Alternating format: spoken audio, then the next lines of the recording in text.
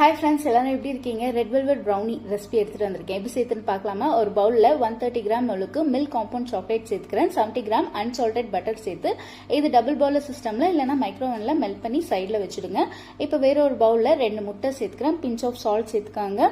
1 teaspoon vanilla essence, 40 gram powder பண்ண sugar, 40 gram brown sugar சேர்த்து whisk வச்சு நல்லா மிக்ஸ் பண்ணிக்காங்க. சுகர் மெல்ட் ஆகிற வரைக்கும் மிக்ஸ் பண்ணிக்காங்க. இப்போ ரெட் வெல்வெட் எசன்ஸ் சேர்த்துக்கிறேன். 1/4 டீஸ்பூன் அளவுக்கு ரெட் வெல்வெட் எசன்ஸ் சேர்த்து இதுவுமே நல்லா மிக்ஸ் பண்ணிட்டு இப்போ மெல்ட் பண்ணி வச்சிருக்கிற சாக்லேட்டை கம்ப்ளீட்டா கூல் டவுன் ஆயிட்ட பிறகு இந்த பேட்டர்ல சேர்த்துட்டு நல்லா மிக்ஸ் பண்ணிக்காங்க. இந்த சாக்லேட் சேர்த்த பிறகு பேட்டர்ல நல்லா மிக்ஸ் ஆகிற வரைக்கும் நல்லா மிக்ஸ் பண்ணி எடுத்துக்காங்க. இப்போ ட்ரை இன்கிரீடியன்ட் சேர்த்துக்கிறேன். மைதா 80 கிராம், கொக்கோ பவுடர் 20 கிராம் சேர்த்துட்டு ஒரு டைம் போல சீவ் பண்ணி நான் டைரக்டா சேர்த்துக்கிறேன். உங்களுக்கு விருப்பப்பட்டா 2 டைம் போல கூட சேர்த்துக்கலாம். இப்போ கட் அண்ட் ஃபோல்ட் மெத்தட்ல நல்லா மிக்ஸ் பண்ணி விட்டுக்கிறேன். இதோட வெயிட் பாத்தீங்கன்னா 1/2 kgக்கான பேட்டர் ரெடி பண்ணிட்டோம்.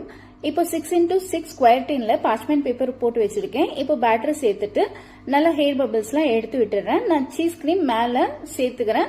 உங்ககிட்ட சீஸ் கிரீம் இல்லைன்னா ஒயிட் சாக்லேட் கூட சேர்த்துக்கலாம். சீஸ் கிரீம் சேர்க்கும் போது இன்னும் கொஞ்சம் நல்ல டிஃப்ரெண்டான டேஸ்ட் கிடைக்கும்.